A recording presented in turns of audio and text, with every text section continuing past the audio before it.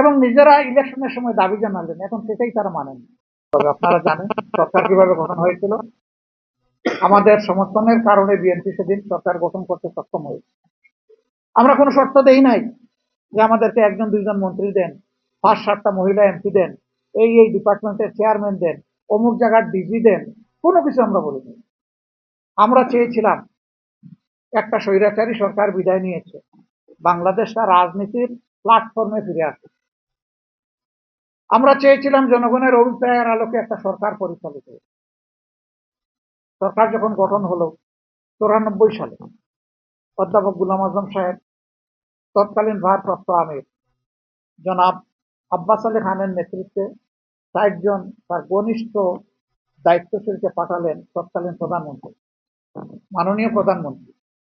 দলীয় সরকারের অধীনে নির্বাচন যখন বাংলাদেশে হয়েছে, প্রমাণ হয়েছে যে মানুষ স্বস্তিতে ভোট দিতে পারে এবং নিজেরা ইলেকশনের সময় দাবি জানালেন, এখন সেটাই তারা মানেন। রেজাল্ট আগে থেকেই তৈরি থাকে, শুধু প্রকাশের অপেক্ষায় থাকে। যদি এই ধরনের একটা নন পলিটিক্যাল অরাজনৈতিক সরকারের অধীনে এবারকার নির্বাচনও না হতো, আপনি সরকার গঠন করতে পারতেন না। এটা প্রমাণ হয়েছে যে জনগণের ভোটের রায়ের প্রতিফলন পাওয়া গেছে। এটাকে স্থায়ীভাবে সংবিধানের অংশ করুন, বিলটা সরকারি দলের পক্ষ থেকে আনুন, ক্রেডিটটা আপনারা নেন। এটার বিরোধিতা করে কেউ পার পাবে না এবং সংসদে কেউ বিরোধিতা করবে না, কারণ এইটাতে একমত হয়েই তো এই নির্বাচন হয়েছে। আমাকে মাফ করবেন, তিনি দুনিয়া থেকে চলে গেছেন। তিনি সেদিন বলেছিলেন, খান সাহেব আপনি আমার তৃপ্তি ছিল, অন্য কিছু থাকলে বল। তখন আব্বাস আলী খান সাহেব বলেছিলেন যে আপনি আমাকে এই মর্যাদা দিয়েছেন তৃপ্তি, আমি কৃতজ্ঞ, আমি অন্য কোনো দায়িত্ব নিয়ে আজকে আসি।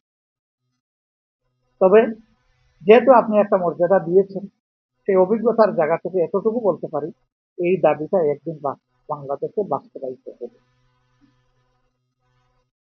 এটা আপনার হাতে হবে না কার হাতে হবে আমি জানি, এটা কি খুব সহজে হবে নাকি অনেক পানি গুলা করে হবে এটাও আমি জানি, কিন্তু ইনশাল্লাহ এটা হবে। আমরা একটা বিল করে সাবমিট করলাম, সেই বিলটা আলোচনায় আসে। 5 বছরের মেয়াদ শেষ হলো, এইভাবে আন্দোলন শুরু হলো। আমাদের আর করার কি ছিল? এটা তো কোনো দলীয় দাবি ছিল, এটা জনগণের পক্ষে ভোটকে নিশ্চিত নিরাপদ করার জন্য এই দাবিটা ছিল। তখন তারা মানেন নাই, কিন্তু আল্লাহ তাআলার বিধান, এটা পরিবর্তন হয় না। এই মেয়াদ পূর্ণ করে খুবই ছোট্ট মেয়াদের জন্য তারা আরেকটা নির্বাচন দিয়ে, সেই নির্বাচনে মেজর পার্টিগুলো অংশগ্রহণ করে নাই। আপনারা জানেন বিএনপি করেছিল, তাদের সাথে একটা দলকে তারা বিশেষ করে কয়েকদিনের পার্লামেন্ট করে একমাত্র বিল যেটা পাস করলেন সেটা কেয়ারটেকার সরকারের। তাহলে এই বিলটা আগে করলেন, জনগণকে কেন আপনি আন্দোলনের পথে ঠেলে দিলেন? কেন একটা হরতাল অবরোধের প্রয়োজন হবে? কেন জানমালের ক্ষতি হবে? কেন হাজার হাজার মামলা হলো? এই পানিটা গুলা করার তো দরকার ছিল। এবারও তারা নিজেরাই তাদের 31 দফার প্রথম দফায় সংস্কারের কথা বলে এবং নিজেরা ইলেকশনের সময় দাবি জানালেন, এখন সেটাই তারা মানেন। এখন তারা বলেন যে এটা সংবিধানে নাই। আরে ভাই, সংবিধানে তো 26 সালের নির্বাচনও তো নাই। যদি সংবিধান খুঁজেন তাইলে এখন কোনো পার্লামেন্ট নাই। সংবিধান খুঁজলে এখন বর্তমান যে সরকারি দল ওটাও নাই, বর্তমান যে বিরোধী দল তাও নাই।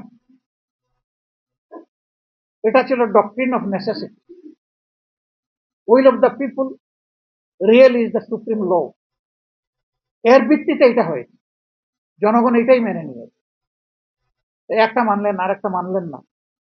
আবার সেই আব্বাস আলী খান সাহেবের কথাই আমার মনে পড়ে, মানবেন তবে অনেক পানি গুলা করেন। এই ক্ষতিটা দেশের করবেন না। মেহরবানি করে সম্মানিত হন, জনগণের ভোটকে সম্মান করুন, তাহলে জনগণও আপনাদেরকে সম্মান করবে। আর দলীয়করণের যে রাজনীতির দিকে একদম নেকেটলি উলঙ্গভাবে আপনারা পা দিয়েছেন, ফিরে আসুন। মাননীয় প্রধানমন্ত্রী, আপনি দায়িত্ব নেওয়ার আগে নির্বাচনের পুরো সময়টা জুড়ে বলেছেন যে আমরা একটা মেরিটোক্রেটিক সোসাইটি চাই, আমরা পলিটোক্রেটিক সোসাইটি বিল্ড আপ করবো না। এখন কি করছেন? এখন তো পুরাটাই তার উল্টা। যে স্তরে স্থানীয় সরকারের নির্বাচন হয়ে নির্বাচিত প্রতিনিধিরা মানুষের সেবা করবে, সব জায়গায় আপনারা দলীয় লোকদেরকে, নেতাদেরকে বসাই দিচ্ছেন প্রশাসক। প্রশাসক বসাবেন, বসান, যদি খণ্ডকালীন বসাতে হয় সেখানে প্রশাসনের লোকদেরকে এনে বসান, দলীয় নেতাকে বসাতে হবে। এরপরে যত তাড়াতাড়ি পারেন নির্বাচনটা দিয়ে জনপ্রতিনিধিদের সুযোগ করে দেন। আপনারা সব জায়গা ব্লক করে রেখেছেন। এখন শুধু নির্বাচিত জায়গাও নয়, যে সমস্ত জায়গায় প্রশাসনের লোকদের দায়িত্ব পালন করার কথা, এখন সরাসরি সেখানে দলের নেতাদেরকে আপনারা পদায়ন করে দিচ্ছেন।